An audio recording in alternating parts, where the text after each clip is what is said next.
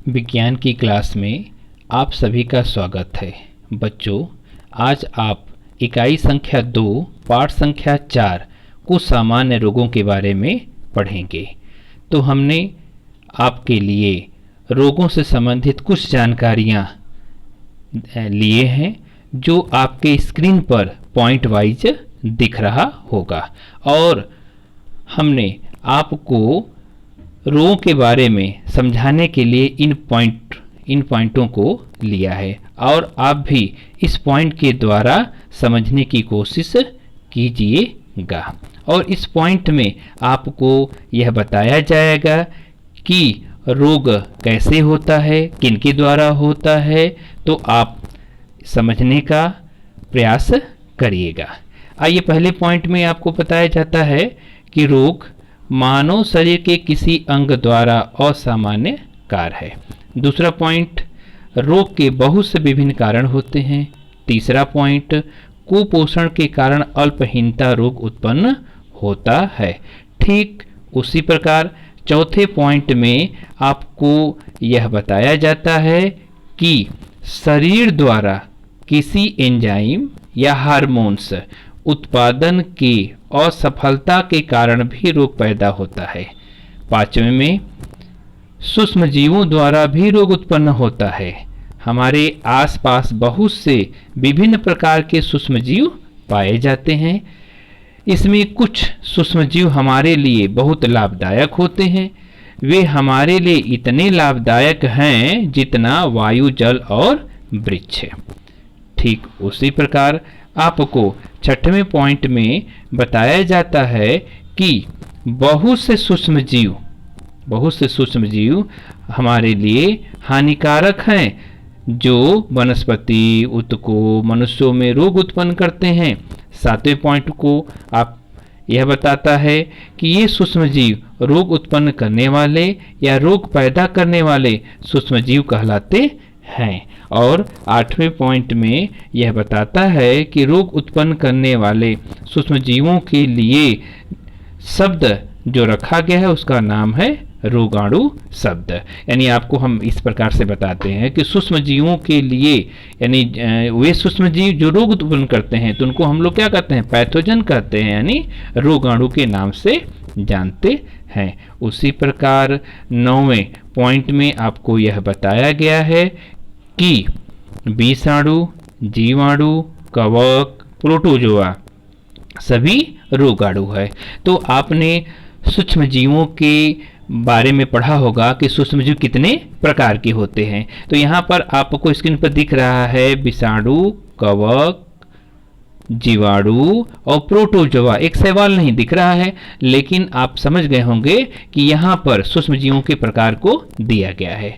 10वां point यह कह रहा है कि इनमें से कुछ विष पैदा करते हैं जो सामान्य शरीर कार्य को व्यवधान पहुंचाते हैं, दूसरे शरीर ऊतकों को नष्ट कर देते हैं। ठीक उसी प्रकार 11वां पॉइंट कहता है कि वे ऊतक का भक्षण करते हैं तथा वहां पर विकास और जनन करते हैं, और इन्हें हम क्या नाम देते हैं, परजीवी के नाम से जानते हैं। ठीक उसी प्रकार 12वां पॉइंट हमें यह बताता है कि विषाणु एक जटिल पदार्थ है जो कोशिका के अंदर विकसित तथा जनित होते हैं। बहुत से विषाणु मानव कोशिका में रहते हैं। ये विषाणु परजीवी होते हैं। जब लोग सर्दी जुकाम से पीड़ित होते हैं तो वे वायु में सर्दी के हजारों विषाणुओं की छोटी बूंदों के रूप में छोड़ते हैं।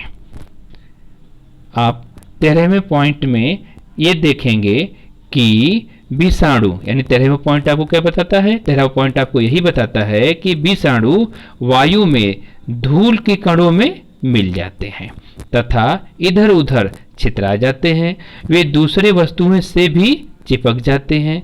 ये विषाणु श्वसन के द्वारा दूसरे लोगों के शरीर में प्रवेश करते हैं तथा सर्दी पैदा करते हैं।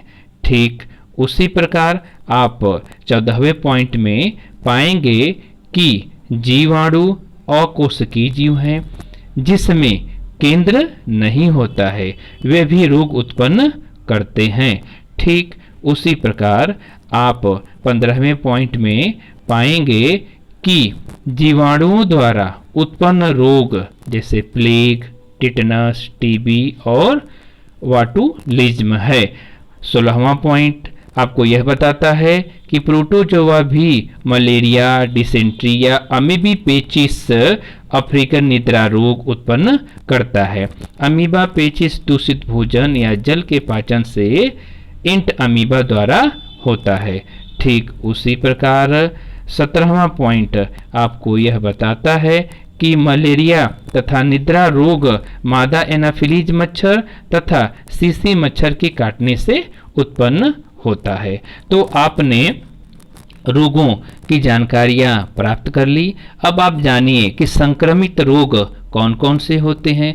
तो आपको पता है ना कि संक्रमित रोग किसके द्वारा फैलता है। तो संक्रमित रोग फैलने का मुख्य कारण होता है जीवाणु, विषाणु, प्रोटोजोआ, हेलमिन्थीस आदि के द्वारा यह संक्रमित बीमारी फैलती है।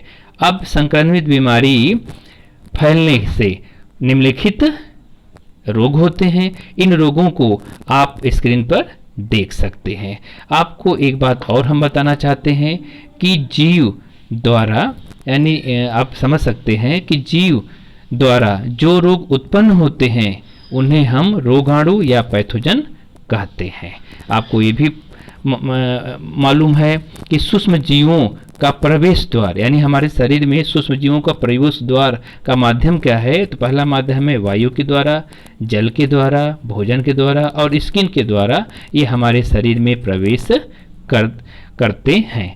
तो आपके लिए 2 प्रश्न मैं पूछ रहा हूं और इन 2 प्रश्नों का जवाब आप कमेंट बॉक्स में दीजिए। पहला प्रश्न है पैथोजन किसे कहते हैं और दूसरा प्रश्न है सूक्ष्म जीवों का प्रवेश द्वार कौन कौन से होते हैं और अपने जवाब लिखकर हमें कमेंट्स बॉक्स में दीजिएगा। आप सभी को धन्यवाद।